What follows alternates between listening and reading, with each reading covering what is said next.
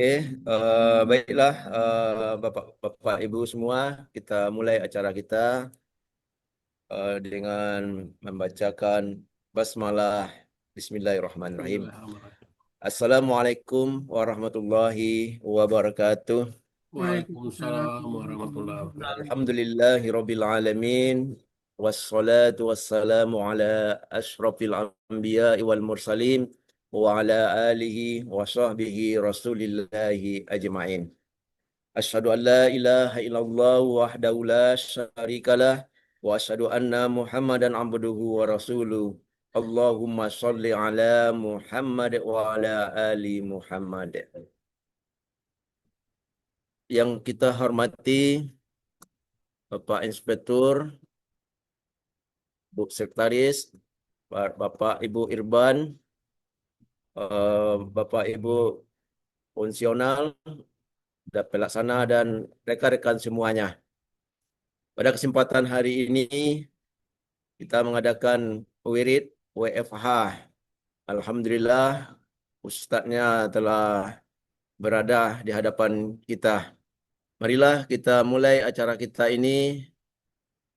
Pertama, pembukaan sedang berlangsung. Yang kedua adalah pembacaan ayat suci Al-Quran yang akan dibacakan oleh Taufik Hidayat. Kepada Taufik, kami persilakan. Assalamualaikum warahmatullahi wabarakatuh. Waalaikumsalam. A'udzu billahi minasyaitonir rajim. Bismillahirrahmanirrahim. Hal hajju ashhurum ma'lumat. Faman farada fihinnal hajja fala rafasa wala fusuq wala fusuqa wala jidala fil hijj wa ma taf'alu min khairi ya'lamullah wa tazawwadu fa inna khairaz zadil taqwa wattaquni ya ulil albab. Laisa alaikum junahun an tabtaqu fatlam mir rabbikum fa iza fattum min arafatin fa in kurullah Sedang WFA dah, sedang wirid dah. faskurullah indal mash'aril haram waskuruhu kama hadakum wa in kuntum min qablihi laminat dallin summa afidu min haitsu afadun nas wastaghfirullah innallaha ghafurur rahim. Fa iza qadaitum manasikakum faskurullah kadzikrikum abakum au asad dzikra. Wa minan nasi may yaqulu rabbana atina fid dunya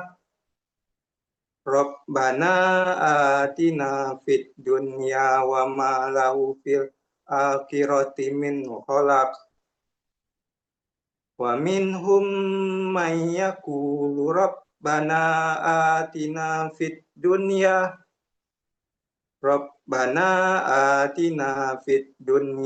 hasanah wa fil akhirati hasanah wa qina azabannar. ulaika lahum nasibum mimma kasabu wallahu sari'ul hisab. Shadaqallahul azim. Assalamualaikum warahmatullahi wabarakatuh.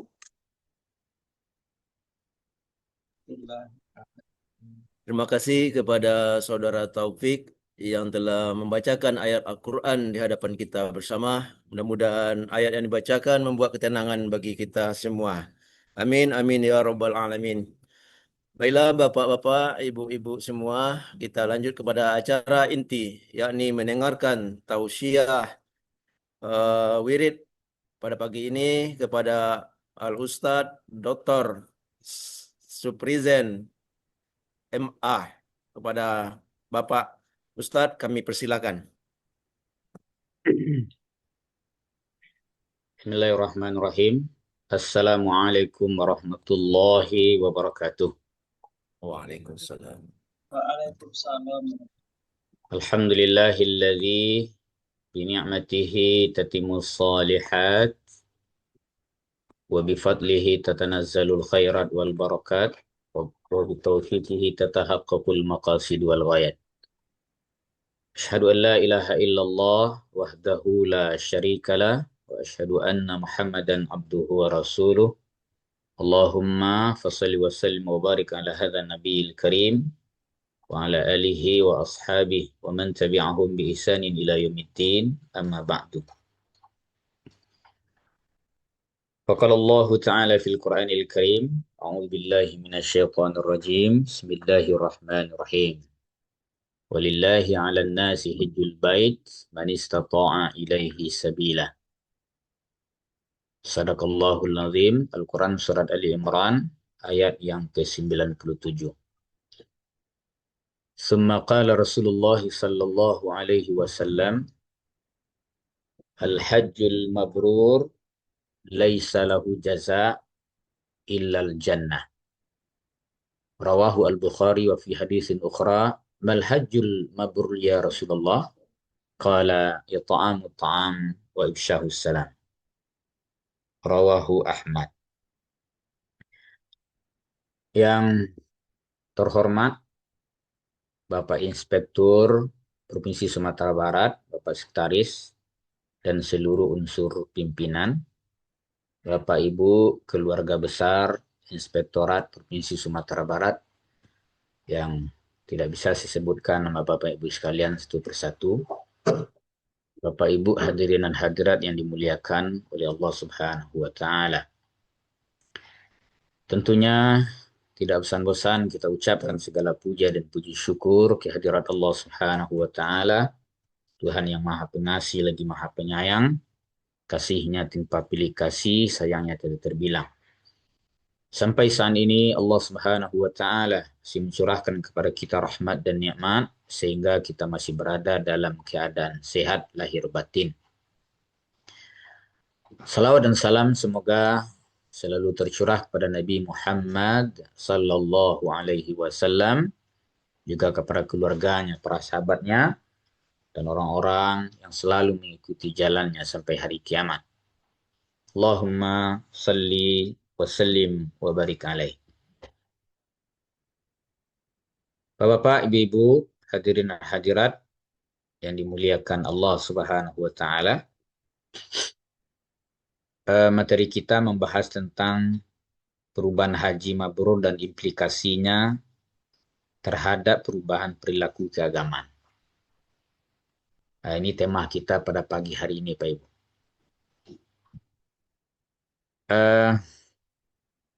Pertama sekali saya ingin menyampaikan bahwa ibadah haji itu adalah sebuah kewajiban bagi setiap pribadi muslim. Tetapi kewajibannya adalah kewajiban yang bersyarat. Allah Subhanahu wa Ta'ala berfirman dalam Al-Quran, surat Ali Imran ayat yang ke-97. A'udzubillahi minasyaitonirrajim. Bismillahirrahmanirrahim. Walillahi 'alan nas hajjul bait man istata'a ilaihi sabila. Salah satu kewajiban manusia kepada Allah Subhanahu wa taala adalah melaksanakan ibadah haji ke rumahnya.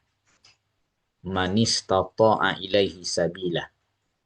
Siapa saja yang diberikan kemampuan untuk melakukan perjalanan ke sana. Menurut sementara ulama, inilah sebagai dalil kewajiban melaksanakan ibadah haji ke Baitullah. Wajib bagi setiap pribadi muslim, tapi kewajibannya adalah bersyarat. Disebutkan di sini adalah istata'ah. Bagi mereka yang diberikan kemampuan oleh Allah Subhanahu wa taala melakukan perjalanan ke sana. Bapak Ibu saudara sekalian, menurut para ulama, kalau kita baca dari berbagai macam kitab tafsir, misalnya At-Tabari, Ibnu Katsir, Al-Baghawi dan sebagainya, menyampaikan bahwa istata'a itu memiliki beberapa syarat. Yang pertama adalah sehat dari segi lahir dan batin. Sehat jasmani dan ruhani. Ini adalah poin penting bagi orang melaksanakan ibadah haji ke rumahnya. Wajib kondisi fisiknya, jasmaninya sehat, sehatnya lahir dan juga sehat batin. Bapak Ibu sekalian, mengapa dibutuhkan kesehatan jasmani? Karena ibadah haji atau juga melaksanakan ibadah umrah, karena umrah itu adalah haji kecil, sangat membutuhkan kekuatan jasmani. Kalau bacaan-bacaan, itu saya kira Bapak Ibu tidak begitu banyak kita bacaan-bacaan zikir yang kita baca ketika berada di tanah suci. Misalnya kalau kita berada di tempat miqat, itu setidaknya kita baca doa dulu kan. Membaca niat untuk melaksanakan ibadah haji di tempat miqat. Nanti ketika kita tawaf di Ka'bah, itu hanya kita membaca ketika permulaan tawaf, bermula dari rukun Hajar al-Aswad itu, Bismillah, Allahu Akbar. Kemudian kita berputar. Di antara rukun Yamani dengan Hajar al-Aswad itu hanya kita baca Rabbana atina fid dunya hasanah wa fil akhirati hasanah wa qina azabannar. Selebih itu sebenarnya tidak ada tuntunan khusus dari Rasulullah apa yang kita baca. Itu sebabnya sebagian ada yang berzikir, sebagian ada yang membaca Al-Quran. Selagi yang dibacanya itu adalah memiliki nilai manfaat itu dibolehkan. Jadi tidak banyak bacaan sebenarnya. Nah, kemudian setelah kita melakukan tawaf, kemudian kita melakukan sa'i, karena tawaf dulu baru sa'i, tidak sa'i dulu baru tawaf. Itu hanya ketika kita menaiki Bukit Safa, inna safa wal marwata min syairillah. Hanya itu sebenarnya kita baca. Kemudian ketika kita sampai di lampu hijau itu, ketika kita melaksanakan sa'i, Rabbi firwarham wa'fu wa takarram wa tajawaz, dan seterusnya. Sepanjang perjalanan kita boleh berzikir, kita boleh baca Quran, bahkan bercerita pun tidak masalah. Itu yang dimaksud tadi, bacaan-bacaan khusus itu tidak begitu banyak. Tapi kekuatan fisik kita. Misalnya, kalau kita memulai misalnya tempat miqat kita di Madinah itu namanya Bir Ali atau Zulhulaifah. Itu perjalanan dari Madinah ke Mekah itu lebih kurang 8 jam. Itu kita masih berada dalam keadaan ihram. Kemudian kita di hotel, kemudian tawaf, kemudian sa'i. Itu kira-kira selesai kalau kita melaksanakan ibadah umrah, belum lagi kita melaksanakan haji kan. Kita kan harus pula wukuf di Arafah. Kemudian ke Muzdalifah dan ke Jamarat dan sebagainya. Kalau umrah saja mulai dari tempat miqat ke Mekah itu lebih kurang 8 jam. Kemudian kita langsung tawaf, langsung sa'i, nanti selesainya jam 3 subuh. Kalau seandainya kita tidak memiliki kekuatan fisik untuk melaksanakan ibadah haji ini, tentu kita tidak akan mampu melaksanakan. Oleh karena itu menurut para ulama, istata'ah, wajib jasmani seseorang itu sehat. Nah, jadi Bapak Ibu sekalian, Jangan coba-coba kita melaksanakan ibadah haji kalau kondisi fisik kita melemah. Sedangkan orang sakit saja di situ, orang sehat saja di situ bisa sakit, apalagi orang sakit. Nah, kira begitulah Bapak Ibu. Jadi istata'ah itu wajib kondisi jasmani fisiknya sehat. Nah, kemudian yang kedua adalah sehatnya ruhani. Apa yang dikatakan sehat rohani di sini Pak Ibu? Dia orang gila tentu tidak akan mungkin dia melaksanakan ibadah haji. Jadi kalau dia gila dia melaksanakan haji tentu tidak jadi dia beribadah ke sana. Bapak Ibu sekalian, jangankan gila sebenarnya. Pikun saja sebenarnya itu tidak boleh kita bawa melaksanakan ibadah haji. Mengapa demikian? Karena dia tidak akan mungkin fokus beribadah. Karena akalnya, maka syarat haji itu kan akalnya harus sehat dulu gitu. Dari segi syarat.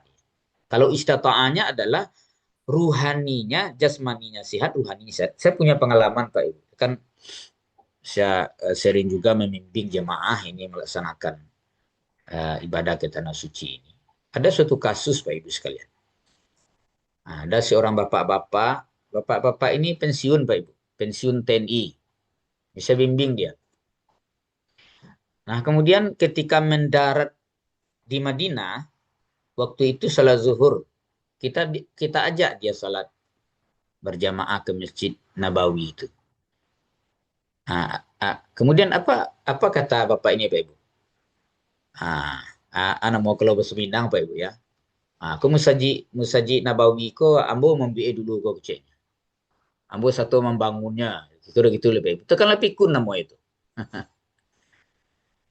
Masjid Nabawi ko ambo dulu membiak ko gitu. Satu ambo membiaknya gitu. Kenapa kok pikun gitu? Ketika kita salat misalnya, apa tuh lari saja gitu. Lah hilang, lah susah mencari. Itu kan pikun. Nggak mungkin kita dari segi rohani tidak sehat ke sana.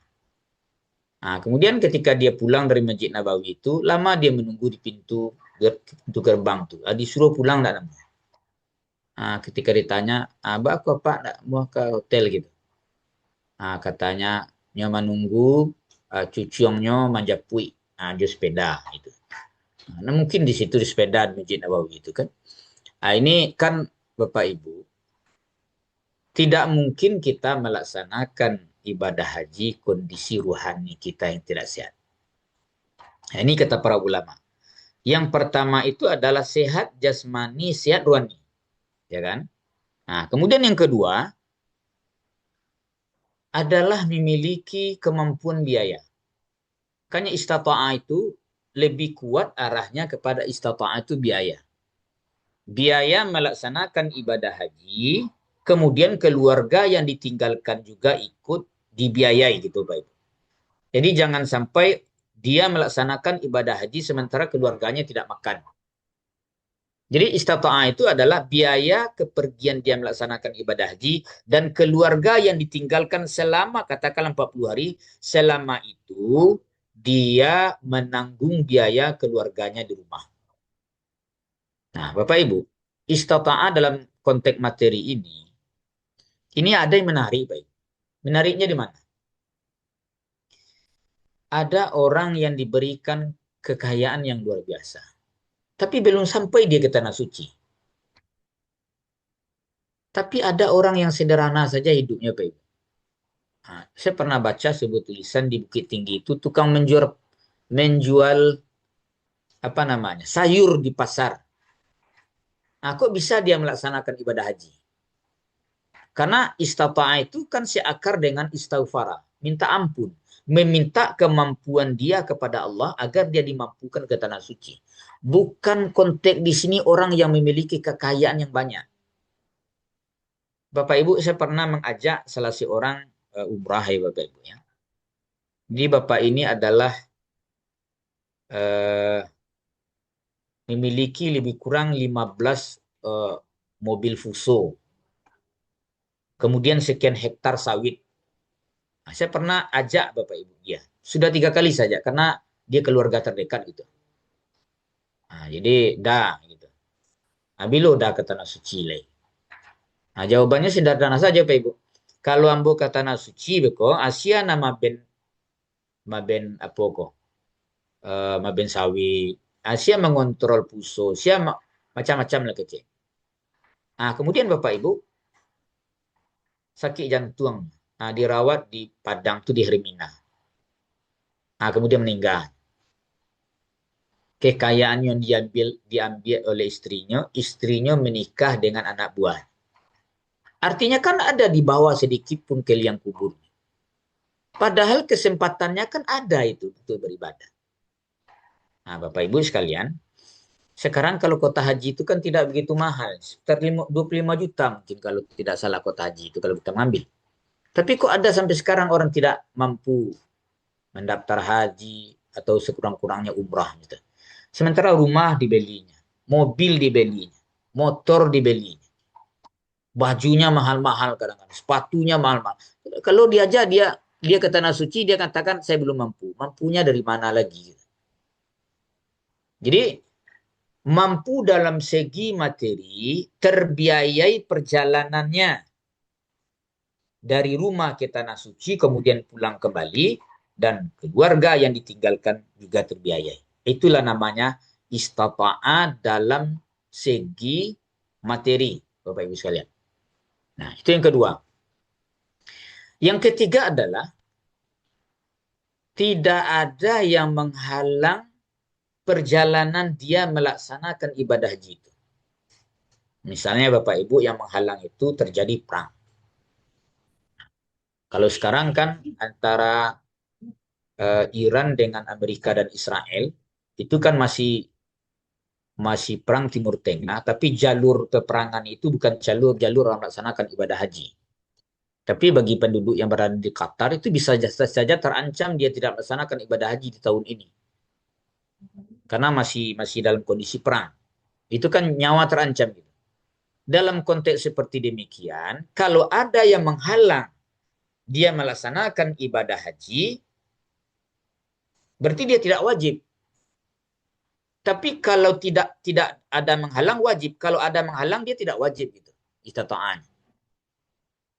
Nah, kemudian yang keempat itu adalah tidak ada kondisi di tanah suci itu yang menghalang dia melaksanakan ibadah ke sana. Contoh Bapak Ibu. Tahun 2003 kan jemaah haji di seluruh dunia tidak bisa melaksanakan ibadah haji. Kenapa? Terjadi COVID. Jadi COVID itu kan menghalang kita tidak bisa melaksanakan ibadah haji. Nah, kemudian ketika COVID-nya tidak ada, lancar ibadah kita selama berada di tanah suci, maka itulah disebut istata'ah. Jadi kalau yang empat ini Bapak Ibu, sudah tercukupi, sudah lengkap, lalu kita tidak melaksanakan ibadah haji. Itu apa hukumnya?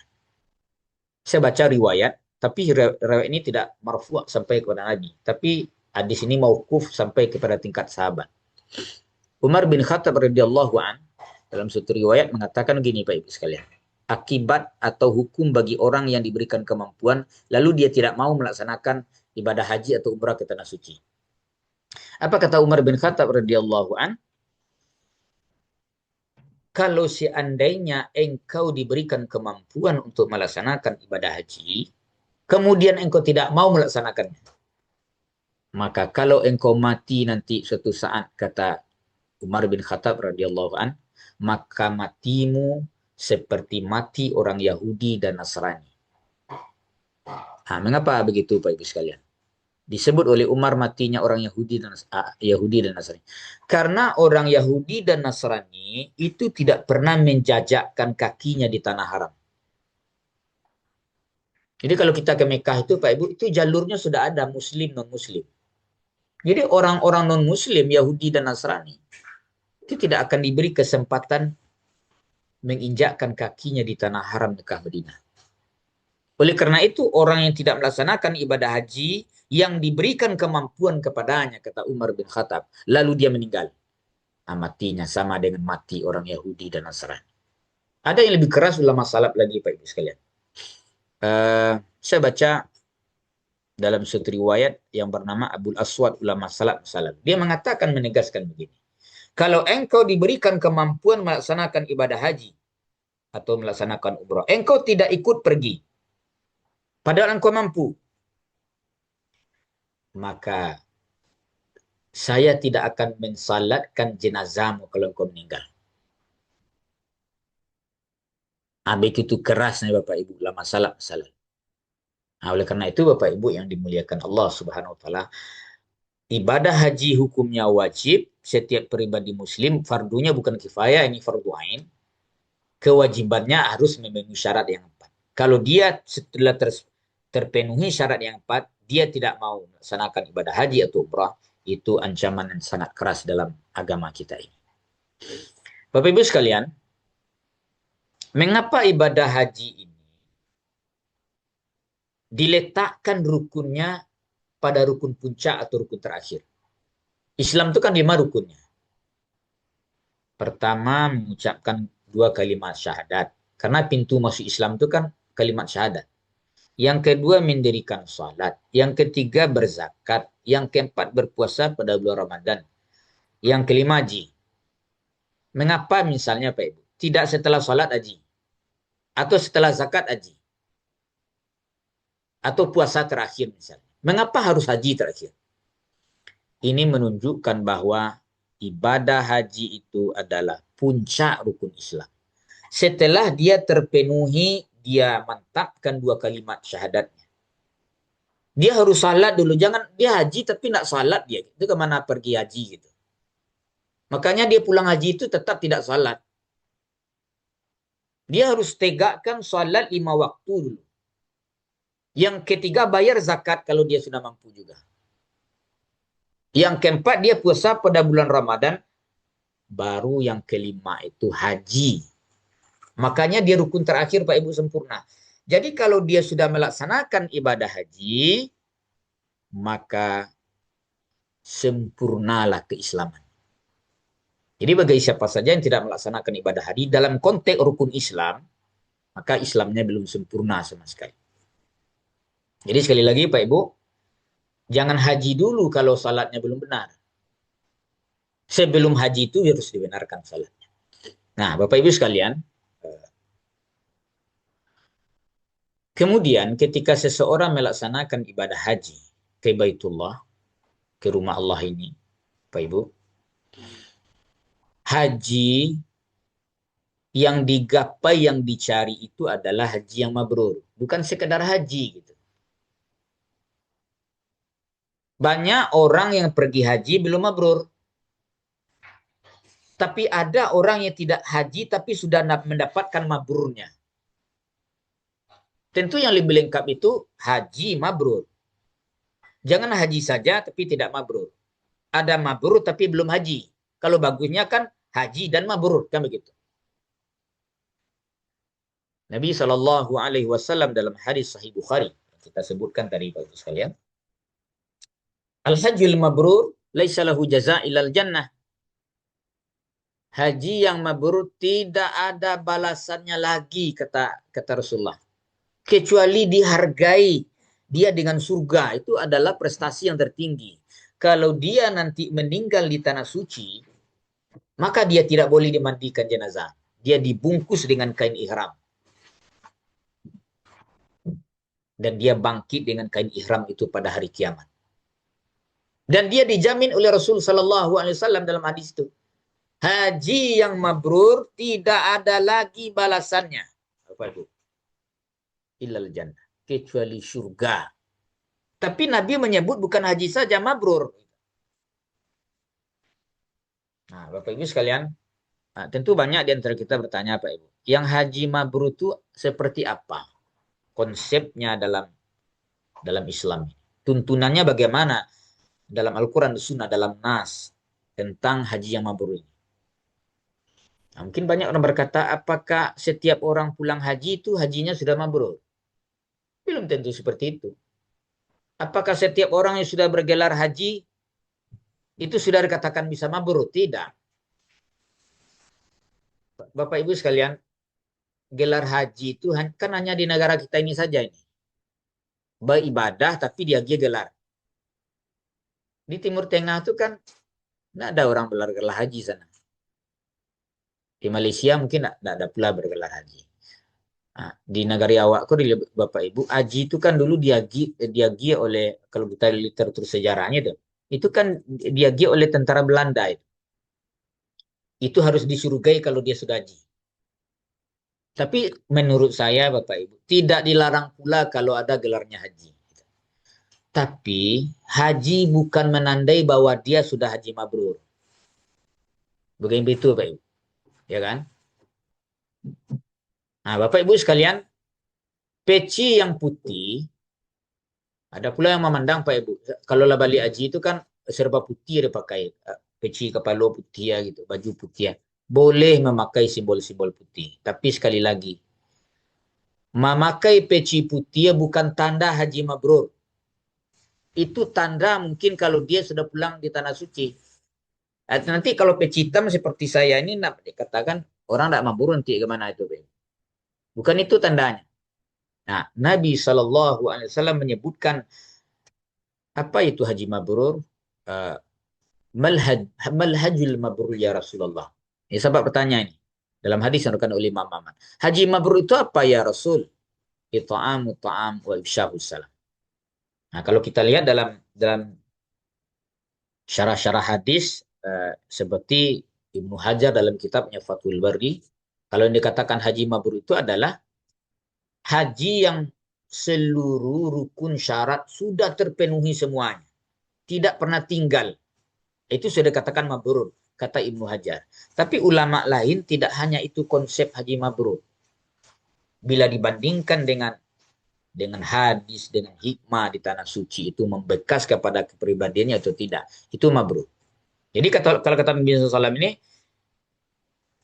Al-hajjul mabrur, mal hajjul mabrur, ya Rasulullah, ita'amu ta'am wa ifsyahus salam. Haji mabrur itu adalah ita'amu ta'am.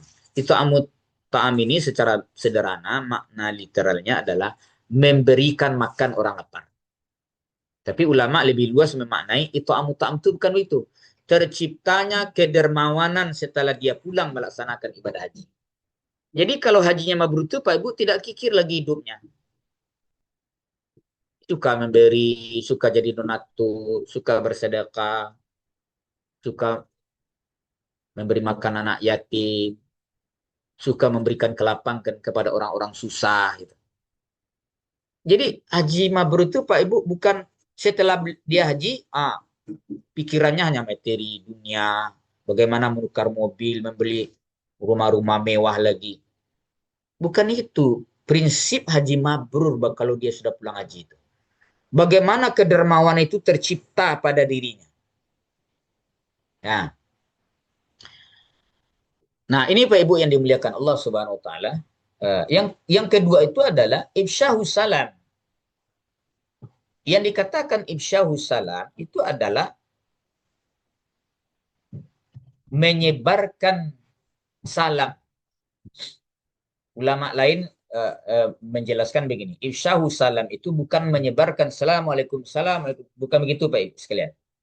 Tapi bagaimana setelah dia pulang ke tanah suci, dari tanah suci ke tanah air, nyaman lingkungan karena kehadirannya. Nah, jadi Pak Ibu, kalau orang menyebut apa tuh setelah balik haji berubah perangai, elok tingkah laku. Nah, ibu tuh setelah balik haji ayo elok perangai. Kalau mengecek, nyoyo hati-hati ngecek. Tak sembarang ngecek saja. Kalau nyo pulang haji, tangan nyo yo nak merusak lingkungannya. Sebab al-muslim itu kata Nabi, al-muslim man salim al-muslimun milisani wa yadi. Siapa muslim? Orang yang selamat muslim lain karena lidahnya dan juga karena tangannya. Tangannya kok nak merusak le Pak Ibu. Nah, konteks merusak tanganku macam-macam Pak Ibu. Orang korupsi itu kan merusak je tangan. Bangsa ini hancurkan karena korupsi itu. Jadi nak mungkin dia pulang ke tanah air, masa dia tidak menjaga tangannya? Nah, ini Bapak Ibu, kita lihat kadang-kadang dia sudah haji, Pak Ibu. bergelar haji di pangkal namanya. Tapi masuk penjara juga dia. Karena korupsi misalnya. Bisakah kita mengatakan itu hajinya mabrur itu? Nah, sulit kalau kita mengatakan tolak ukur seperti itu. Jadi sampai lingkungan damai, kan lidahnya juga kalau dalam redaksi hadis lain itu hifzul lisan, ya kan? Tidak hanya damai orang karena perbuatannya, tapi juga karena kata-katanya damai. Kata-katanya tidak menyinggung, kata-katanya penuh dengan hikmah. Gitu. Oleh karena itu, Bapak Ibu, menjadi haji mabrur itu berat. Tidak semudah yang kita bayangkan, Bapak Ibu. Kalau melaksanakan haji ke tanah suci itu memang berat karena perjuangan juga kita mengumpulkan materi. Tapi jauh lebih berat dari itu adalah ketika seseorang menggapai haji mabrur. Nah, ada yang lebih berat pula dari itu, Pak Ibu. Setelah dia menggapai haji mabrur, bagaimana dia mempertahankan kemabruran haji ini sampai dia meninggal. Itu jauh lebih berat ketika dia meraih haji mabrur. Nah, karena tidak setiap orang kita melihat, Pak Ibu, lai Pak Haji, kadang berpeci haji, Pak Ibu, mencari saja kerajaan. Nah, kadang saya pernah melihat di jalan nih, Pak Ibu, apa-apa yang berpeci haji, mungkin kapak haji gitu. Dia anak muda gitu. Cekcok di mobil dia tengah jalan tuh, Pak. Atau mencari, Pak, mencari gadang di sabuinya. Padahal dia pakai peci haji kok. Nah, kok mencarinya cak tanggan saya peci itu dulu, kok nak mencari lakian dia. Artinya kan simbol-simbol Islam yang dipakainya itu, Pak Ibu, itu tidak mencerminkan dirinya sebagai muslim. Kalau enggak, jangan pakai simbol Islam itu, Pak Ibu. Kalau kita memakai simbol Islam, lalu kita tidak menyesuaikan akhlak kita dengan Islam, itu akan mencederai Islam itu sendiri. Contoh, Pak Ibu, kau pakai peci mereka, atau Pak Ibu. Kalau mau duduk di lepau baju di, berarti mencederai Islam. Foto lai merek di belakang la ilaha illallah Muhammad Rasulullah. Lampu merah batan cap ya misalnya. Apa seguna simbol Islam itu dibuat? Jadi Bapak Ibu tidak masalah kalau kita pakai simbol-simbol Islam, kok tulisan apa di mobil kita, pakai beci, pakai jubah, jenggot apa segala macam. Tapi harus disamai gitu. Kalau tidak dia akan terus mencederai Islam. Orang akan memandang, oh begitu ya Islam. Begitu Muslim. Nah, Bapak Ibu yang dimuliakan Allah. Dari sisi lain, saya baca tulisan Prof. Quraisy Shihab dalam bukunya Lentera Hati tentang Haji Mabrur ini. Quraisy Shihab ini S2 dulu saya belajar tafsir dengan beliau. Ada buku beliau Lentera Hati. Beliau kutiplah sekian banyak pendapat-pendapat ulama. Sebenarnya Haji Mabrur itu tidak hanya sekedar ketika seseorang sudah selesai melaksanakan ibadah haji. Tapi di sisi lain, apakah membekas atau tidak ritual simbolisasi ibadah haji di tanah suci? Nah, maksudnya apa, Ibu? Nah, gini. Seseorang ketika melaksanakan ibadah haji, memulai dia melaksanakan miqat. Karena haji umrah itu kan memang dimulainya dari miqat, startnya, sampai ke finish. Nah, kemudian dia harus menanggalkan seluruh pakaian yang ada di tanah air ini. Bapak Ibu tidak mungkin pakai lambang ke situ, ya kan? Walaupun misalnya kalau di kepolisian mungkinlah jenderal itu, kalau 5 bintang. Kalau di sana tidak ada gunanya, Pak Ibu. Satu-satunya tempat di muka bumi ini yang tidak ada kasta, itu hanya di Masjidil Haram. Karena setiap orang sama saja di sana mampu membedakan. Siapa pejabat, siapa tukang becak, itu sama saja di sana. Artinya apa, Bapak Ibu? Kalau dia sudah pulang melaksanakan ibadah haji, apakah tertanam perasaan itu pada dirinya? Bahwa menghormati manusia tidak hanya di sisi apa posisi, apa bajunya, apa pangkatnya. Nah, sebab begini, Pak Ibu. Hari demi hari ini kita melihat kan menghormati manusia ini, Pak Ibu. Kan kita lihat dulu apa posisinya gitu, bukan kemanusiaannya. Ya kan begitu sih kita melihat orang sekarang, Pak Ibu. Ya kan? Islam mengajarkan menghormati manusia, kemanusiaan. Itu yang dipatahkan oleh Rasulullah ketika beliau mendakwakan Islam di kota Makkah. Karena orang berkabilah-kabilah. Yang menyebabkan Abu Lahab tidak masuk Islam itu dia pernah mengatakan kepada Nabi, Muhammad, kalau saya masuk Islam, di mana posisi saya di hadapan? Ini diminta oleh Abu Lahab supaya posisinya kalau masuk Islam, dia harus diletakkan pada posisi tinggi gitu kan. Kata Rasulullah, kalau engkau masuk Islam, duduk di mana saya duduk. Nah, lalu kata Abu Lahab, engkau kan duduk dengan Bilal. Nah, Bilal tuh kulitnya hitam pakai, Pak Ibu. Nah, dengan Bilal ini saya duduk ini, nggak mungkin. Saya kabilah Arab ini. Itu dipatahkan. Jadi ketika seseorang sudah memakai simbol putih, berarti dia telah membuang segala bentuk background baju yang dimiliki. Dan itu tertanam setelah dia pulang ke tanah air. Dan putih adalah simbol kebersihan. Niat melaksanakan ibadah haji itu harus lillahi ta'ala. Jangan ada embel-embel lain. Kini kita pergi haji, apa yang terbayang embel-embel gitu, Pak? Kadang-kadang kepala awak, Pak Ibu.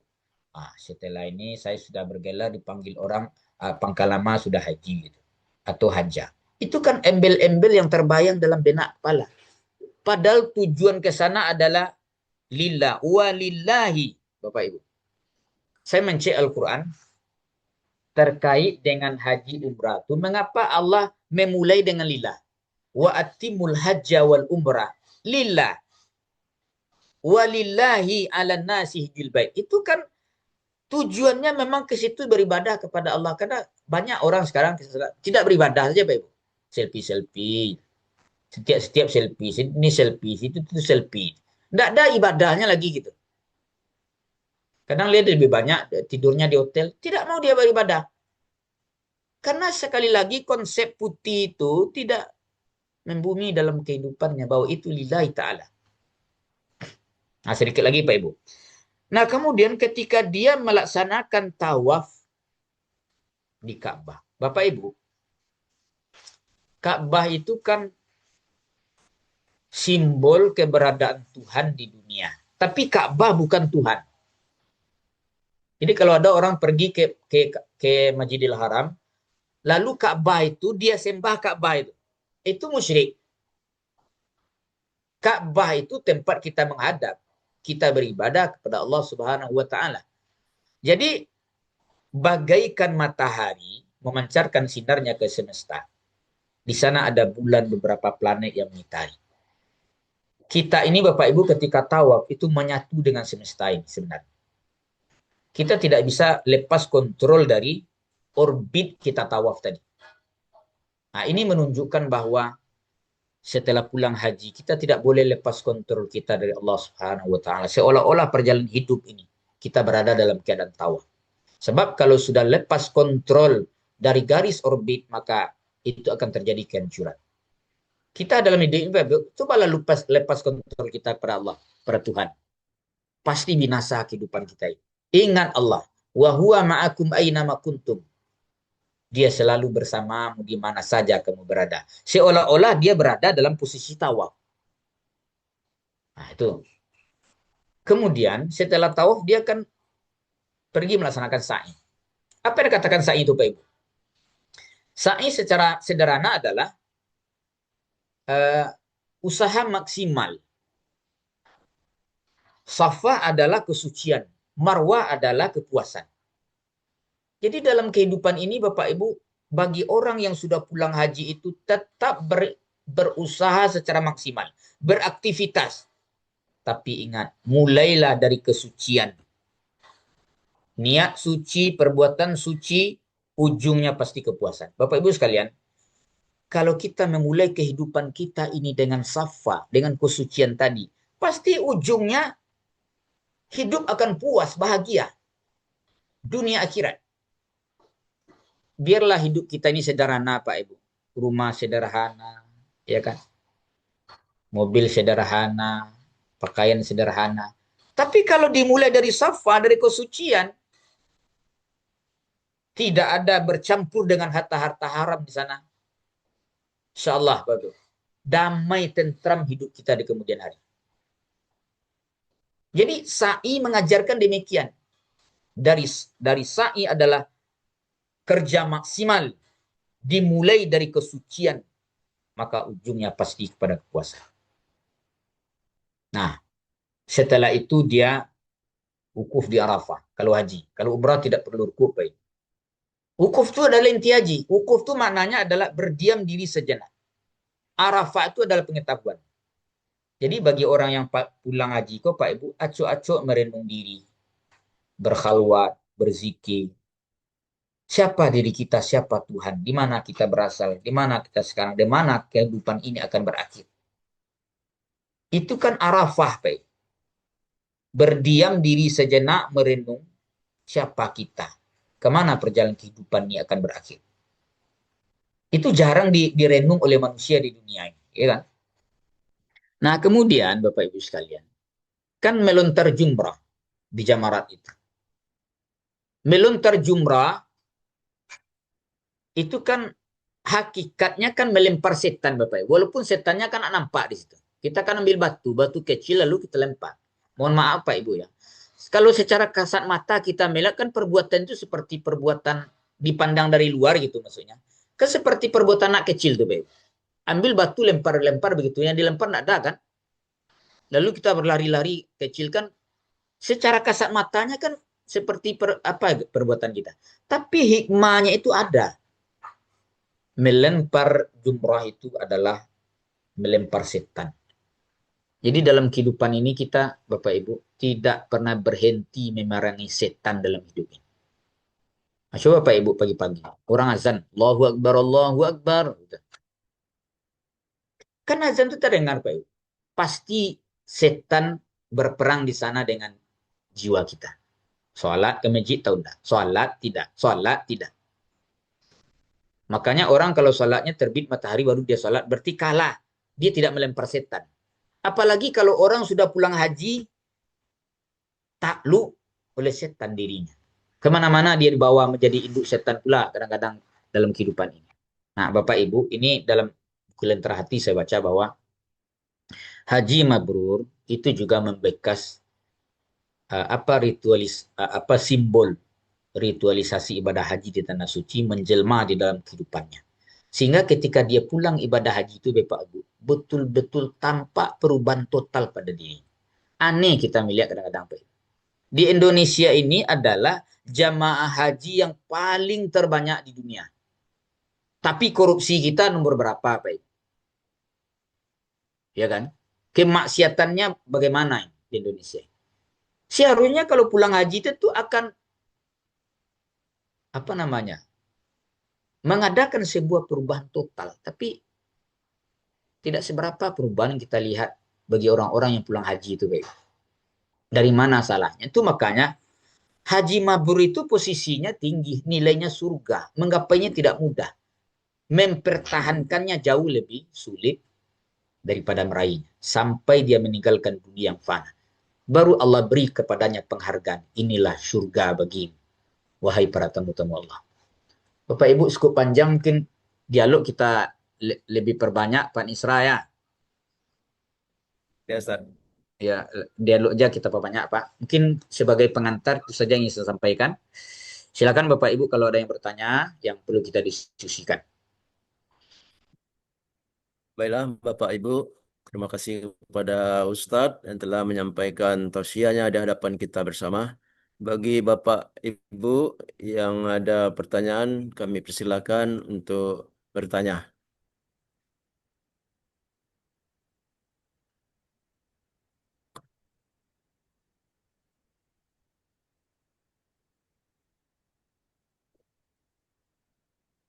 Ini ada pertanyaan dari Ibu Erdelina.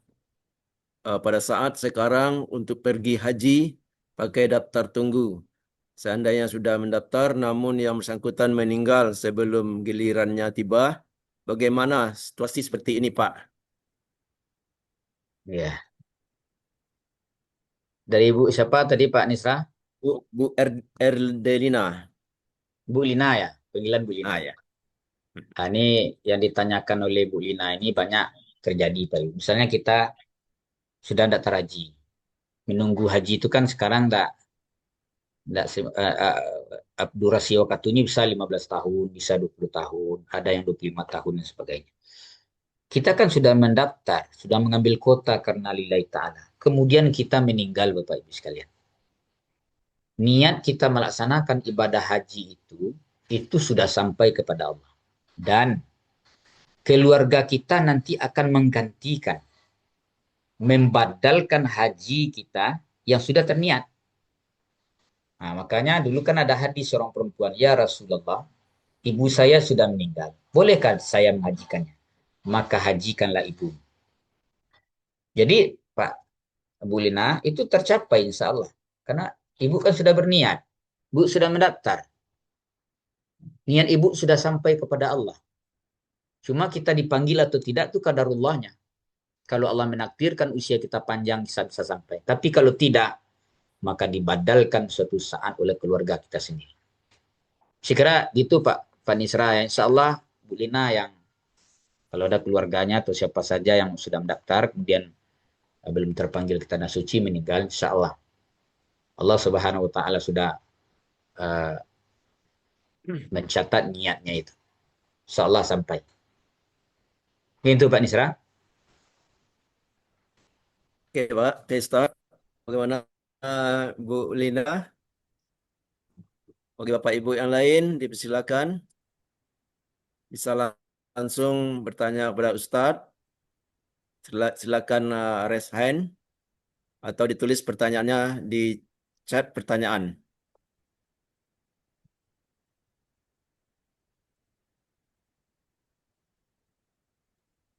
Izin Pak Nisra. Ya, oke, silakan Pak Peri.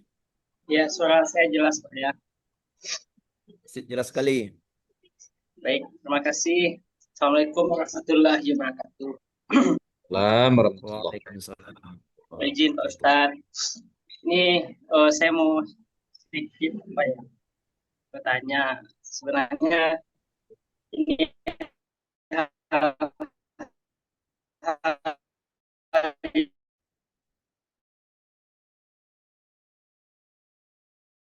kan ibadah haji, kita juga disunahkan mencium hajar aswad Pak Ustadz. Ya, kalau kita lihat di media sosial, hajar aswad itu ada yang mengatakan itu adalah batu meteor yang jatuh dari langit. Nah, di sana kita kan juga disunahkan untuk menciumnya Pak Ustadz. Nah, kalau kita lihat di media sosial, itu mungkin bagi pemeluk agama lain, itu banyak yang menghujat juga. Kenapa itu batu dicium oleh ribuan umat. Bahkan ketika di zaman COVID, jangankan untuk bersentuhan atau ketika dicium otomatis kan ada tuh cairan yang menempel di batu, yang terdekat aja kita dilarang. Nah, untuk hal-hal seperti ini Pak Ustadz di agama kita kan disunahkan Pak Ustadz. Kita ketahui yang namanya disunahkan, yang kalau kita kerjakan itu berpahala. Nah, untuk hal-hal seperti ini menurut pandangan Pak Ustadz bagaimana? Apakah ini sebuah hal-hal yang harusnya kita kerjakan atau sebaiknya kita jauhi Pak Ustadz? Baik begitu Pak Ustadz yang menjadi keraguan bagi kita Pak Ustadz. Oke. Dijawab Pak Nisra atau Langsung ya, Pak? langsung ya? Nah, baik, ini Langsung. pertanyaan Pak Ferry ini bagus nih Pak Ibu sekalian. Gini ya, kalau perspektif orang non-Muslim tentu tidak sama dengan perspektif Muslim memandang agama kita gitu. Mereka memandang itu kan subjektif. Ya, belum tentu mereka memandang objektif, batu meteor dan sebagainya. Dalam riwayat yang sekian banyaknya, Hajar al-Aswad itu kan batu berada dalam surga. Dulu Hajar al-Aswad itu ada riwayat yang mengatakan dulu putih karena dosa manusia kemudian menjadi hitam. Nah, Bapak Ibu, Hajar al-Aswad itu tidak ada satu hadis sebenarnya menegaskan kepada kita wajib menciumnya. Itu tidak ada tuntunannya. Umar bin Khattab mencium Hajar Aswad, kemudian dia berkata begini, wahai batu, engkau hanya batu. Kalau seandainya saya tidak melihat kekasihku, maksudnya di sini Rasulullah, menciummu, wahai batu, aku tidak akan menciummu. Engkau batu saja. Nah, disitulah kita dalam beribadah itu hanya sami'na wa ta'na saja. Kita dengar, kita patuhi. Nah, untuk konteks sekarang, Bapak Ibu, bagi Bapak Ibu melaksanakan ibadah haji dan umrah, saran gitu. Tidak usah mencium Hajar Aswad itu lagi, hanya dengan isyarat jauh. Karena gini, kalau tidak dal atau mudil, kalau tidak menzalimi orang atau kita dizalimi. Nah, ketika kita misalnya zalim itu tidak manusiawi lagi, baik. Karena kita sudah didorong, ada yang meninggal, ada yang terinjak. Itu bagaimana itu? Padahal tidak ada ketentuannya dari Nabi kalau engkau ke Ka'bah wajib mencium Hajar Aswad. Tidak ada. Cuma berdoa di multazam itu ya salah satu doa makbul. Multazam itu kan hanya berdekatan dengan Hajar Aswad, antara pintu Ka'bah dengan Hajar Aswad itu multazam. Nabi memang berdoa di multazam itu menempelkan dadanya dan kedua tangannya melihat ke langit. Itu salah satu doa diijabah. Itu ada riwayatnya, tetapi mencium Hajar Aswad itu tidak ada riwayat sebagaimana dipahami oleh orang wajib menciumnya, kalau tidak menciumnya berarti tidak sah. Tidak begitu. Itu hanya sekedar sunat saja. Jadi apa kata orang non-muslim, katanya batu dicium-cium, kemudian menghadap ke Ka'bah, ke Kubus 4 gitu. Kami kok dilarang menghadap ke patung ini gitu. Kita menghadap di situ Bapak Ibu, falyabudu rabb hadzal bait. Hendaklah engkau menyembah Tuhan pemilik Ka'bah, bukan Ka'bah itu yang kita sembah. Itu berbeda dengan orang yang meyakini bahwa benda itu yang disembah gitu. Karena dulu di Ka'bah itu kan ada patung 360, kan dihancurkan oleh Rasulullah ketika Fatu Makkah. Jadi gitu Pak Peri. Jadi apa yang disampaikan oleh orang-orang yang barangkali tidak senang terhadap Islam lalu mengatakan ajarlah suatu batu inilah, batu itulah, mengapa batu disium segala macamnya. Ini bagian dari ritual agama. Kalau kita tanyakan kepada mereka mengapa dia harus begitu, mungkin jawabnya beda juga. Ya kan? Macam-macam jawabnya. Mengapa harus ada patung tinggi-tinggi, besar-besar? Nah, itu lain lagi konsepnya. Jadi kita bukan itu yang kita cari. Kita cari amalkan yang kita yakini sebagai umat kita beragama Muslim, dan amalkan mereka yakini sesuai dengan agama mereka pula. Itu dilindungi undang-undang. Yang tidak boleh saling merendahkan satu sama lain. Sekali lagi, mencium Hajar Aswad bukan kewajiban. Itu hanya sunat saja. Tidak menciumnya sama sekali. Tidak ada pula keutamaannya. Kalau kita melaksanakan tawaf, memang mengisyaratkan. Tidak akan mungkin kita bisa menciumnya. Kita mengisyaratkan dengan tangan kanan kita, melangkahkan kaki, lalu kita mengatakan Bismillah. Allahu Akbar. Hanya itu saja. Mungkin itu Pak Beri. Baik, Pak Ustaz. Yang kita maksud begini, Pak Ustaz. Ya. Pak Ustaz kita sudah menyampaikan tadi bahwa itu tidak diwajibkan. Ya. Cuman kita kan sebagai umat Islam seperti ketika kita disunahkan, ada sebuah dorongan di hati kita untuk mengerjakannya. Seperti halnya kita mengerjakan salat-salat sunat. Ada dorongan di dalam hati untuk mengerjakan dan mengejar hal-hal yang disunatkan. Nah, seperti yang Bapak Ustadz juga bilang tadi, untuk mencoba mendekati Hajar Aswad tersebut, banyak umat Islam yang mengalami bahkan sampai ada yang meninggal dunia. Nah, yang kita maksud yang disunahkan ini Pak Ustadz, ya kita kan ingin mengejar sesuatu yang disunahkan, sedangkan itu kita ketahui untuk mendapatkan itu banyak tantangan yang harus kita hadapi. Bahkan mungkin ya di zaman COVID ada potensi yang luar biasa untuk bisa tertular COVID. Nah, yang kita maksud ya kalau diwajibkan memang kita pahami bahwa itu tidak diwajibkan. Cuman ketika disunahkan dan kita ingin mengejar sesuatu hal yang disunahkan tadi Pak Ustaz.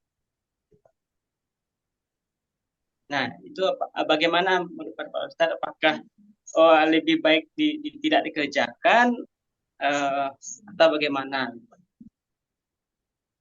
Oke, Pak Beri. Jadi gini, kita boleh mencoba. Nggak masalah, coba saja. Kalau seandainya kita mampu untuk menciumnya, alhamdulillah. Tapi menurut kebanyakan orang yang pernah menciumnya itu memang sulit sekali. Ada pula calonnya sekarang, Pak Beri. Calonnya 20 rial, 30 rial, mau Pak cium. Itu ditawari menciumnya gitu. Jadi sama ibaratkan kita apa lagi, jual beli gitu. Bisa kita menciumnya, tapi coba bayangkan dari sekian banyak orang itu di dunia ini. Memang cobalah, misalnya Pak Beri mau umrah, mau haji umrah, nggak masalah, cium saja. Kalau dapat menciumnya, luar biasa. Tapi kalau tidak dapat menciumnya, jangan katakan belum sempurna saya melaksanakan haji dan umrah. Karena tidak ada keterangan dari Rasulullah. Siapa saja mencium Hajar Aswad, maka dia akan dapat ini itu. Berbeda dengan yang kita maksud, yang kita baca dari Rukun Yamani, memang dipraktik oleh Nabi, doa yang diijabah di makam Ibrahim, itu bagian daripada ritual. Ritual ibadah yang kita tidak boleh meninggalkan. Jadi kira-kira gitu aja Pak Beri. Coba dulu, kalau mampu untuk mencobanya, tercapai.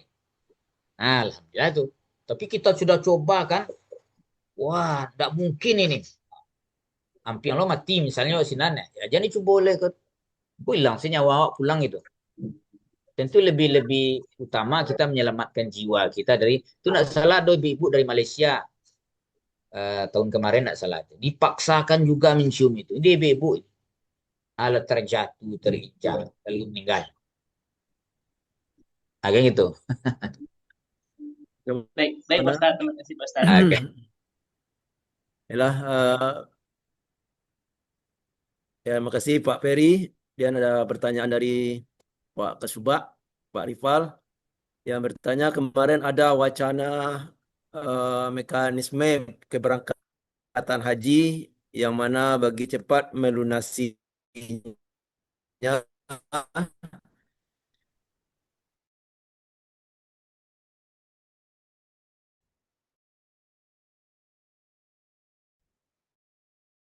maka itu langsungkan. Bagaimana Ustaz? Yang mencepatkannya apa maksudnya Pak Misra?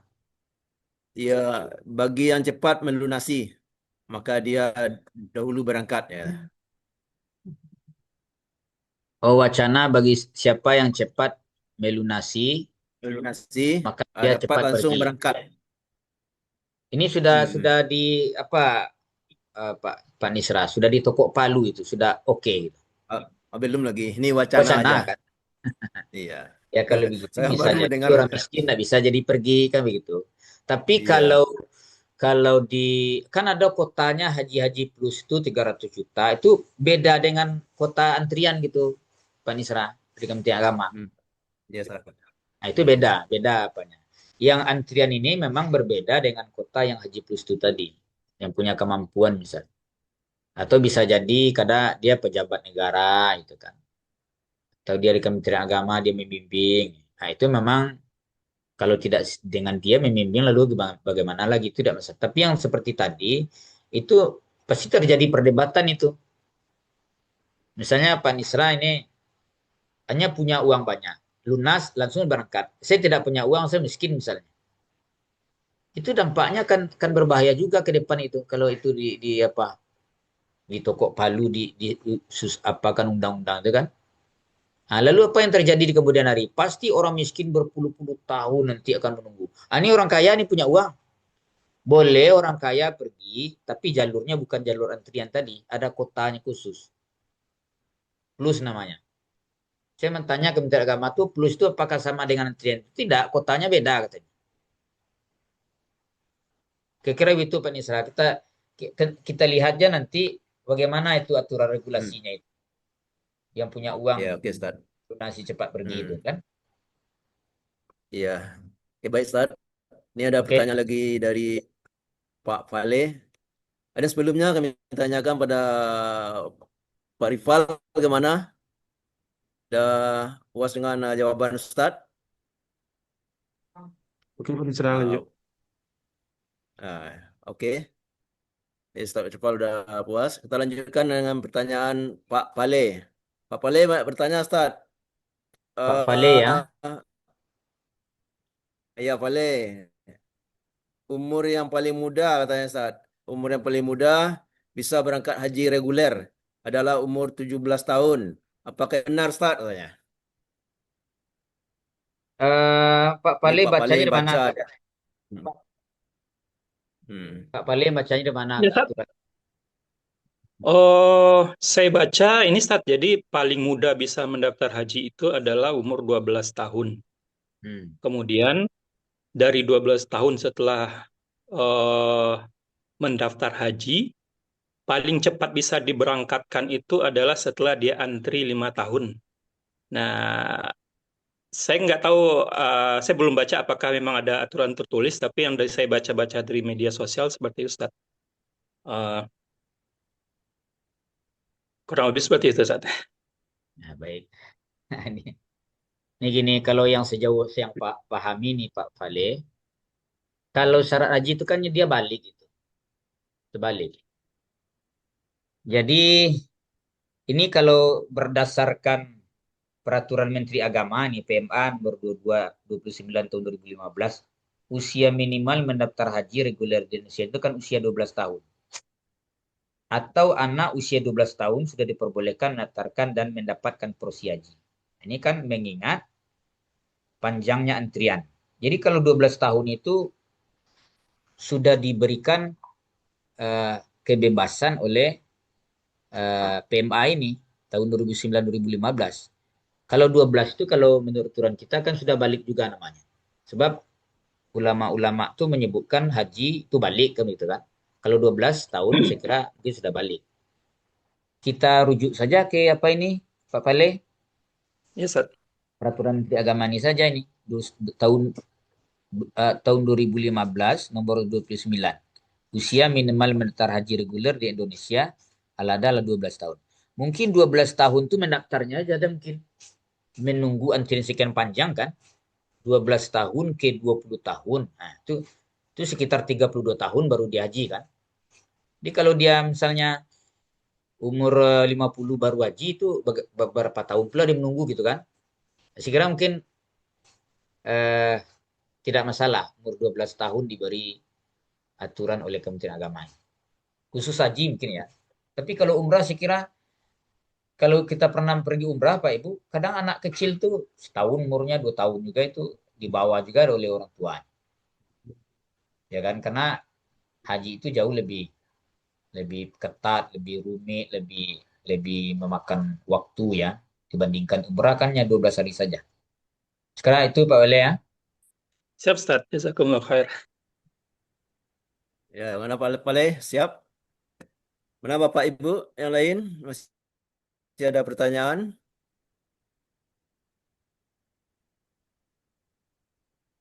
Silakan di raise hand.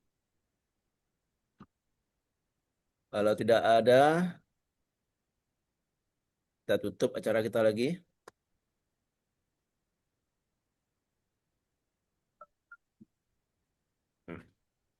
Pak yang tidak ada, Ustaz. Oke Pak Nisra.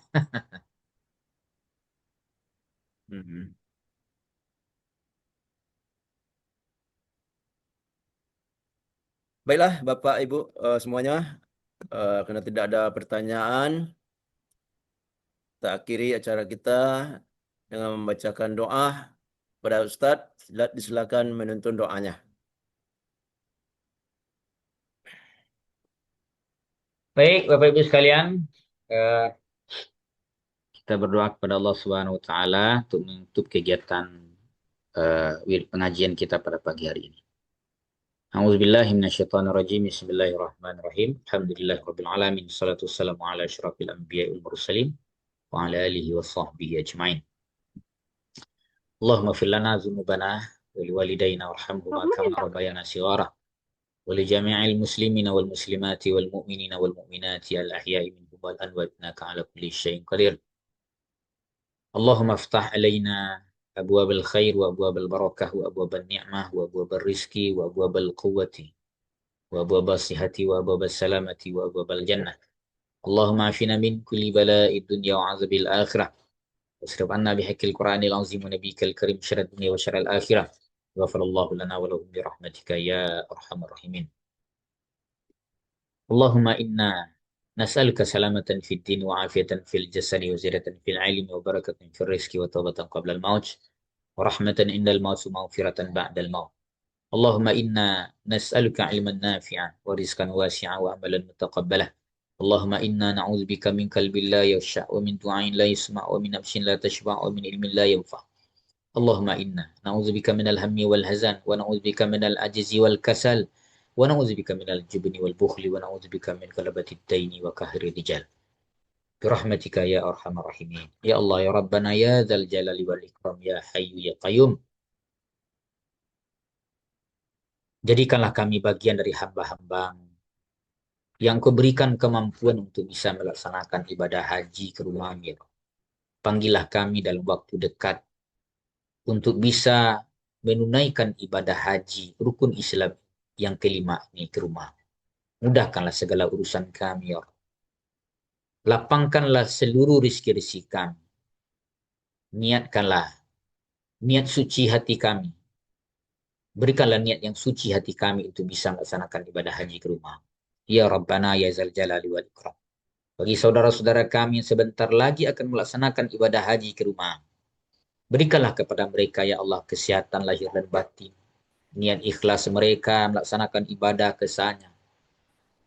Mudah-mudahan segala proses ritual melaksanakan ibadah haji ke tanah suci itu betul-betul menurut hukum syariat yang benar dan menurut tuntunan dari Nabi Muhammad sallallahu alaihi wasallam. Ya Rabbana, jauhkanlah hati kami, jiwa kami dari sifat kesombongan, kikir, iri, dan sebagainya. Rabbana zalamna anfusana wa ilam taghfir lana wa tarhamna lanakunanna minal khasirin. Rabbana atina fid dunya hasanah wa fil akhirati hasanah wa qina azabannar. Qina azabal kubur wa qina azabal mahsyar wa qina azabad dunya. Subhana rabbika rabbil izzati amma yasifun wa salamun alal mursalin. Walhamdulillahi rabbil alamin. Assalamualaikum warahmatullahi wabarakatuh. Waalaikumsalam warahmatullahi. Waalaikumsalam warahmatullahi wabarakatuh. Dengan berakhirnya pembacaan doa oleh Ustadz, maka berakhir pula lah acara kita pada hari ini. Saya sebagai moderator mengucapkan mohon maaf lahir dan batin. Wabillahi taufiq wal hidayah. Wassalamualaikum warahmatullahi wabarakatuh. Waalaikumsalam warahmatullahi wabarakatuh.